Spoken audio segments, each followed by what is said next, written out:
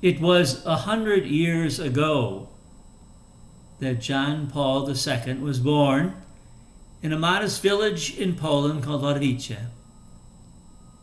When his mom and dad took him to church, the small modest church of the town center, for his baptismal ceremonies, there was no doubt pride in their hearts and joy in their lives that they had been given a son.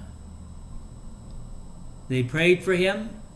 He was baptized as a member of the Catholic community, and his destiny was something hidden from their eyes.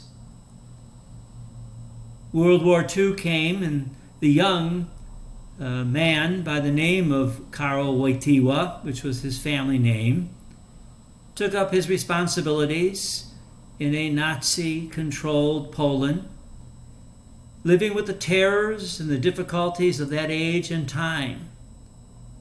There's an incident in his life that seems so strange now as we look back from our perspective. He was hit by a transport truck. He was a worker in one of the quarries. He had fallen and was hurt, unconscious, laying in the street. Strangely, because it wasn't the usual manner of the Nazis to do so, a hospital van was called and he was taken there, and he recovered from the injuries. What was his destiny?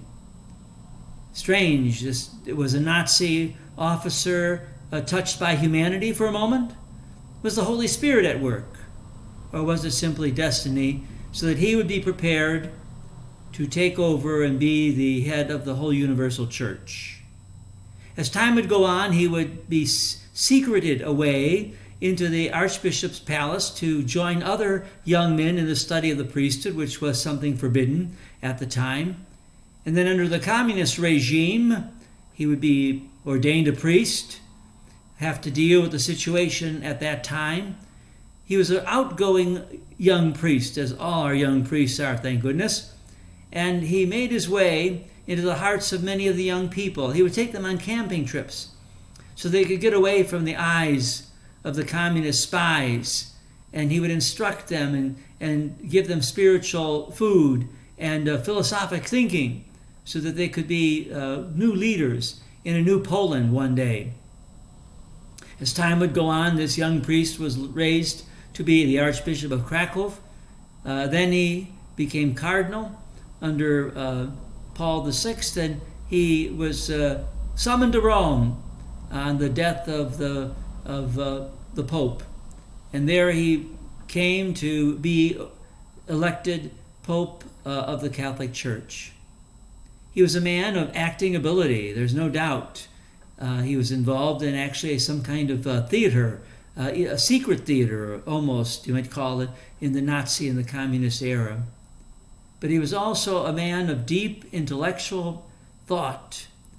And when he was elected Bishop of Rome, he wrote many letters, encyclicals as they are called, that inspired the intellectual world with his perceptions of reality that were so important at the time.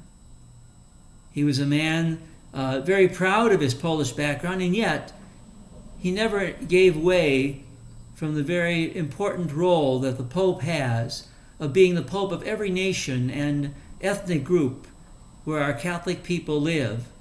There was something beautiful he did every time he stopped in one of his papal visits at a different nation. Once he would emerge from the plane, he would kneel and kiss the ground, and as time would go on, when he couldn't even do that, they would bring him a decanter of the soil of that nation, and he would kiss it as he would make his way to make his first speech, indicating, you might say very vividly, that his love for Poland is also a love for all the nations and peoples of the world. That, make no mistake, I'm the Pope for all of you, and we have to all realize we're all brothers and sisters living on the same soil of the earth, working together for Christ. We give thanks to God for this marvelous and wonderful Pope, for his efforts, for his generosity, for his intellectual abilities.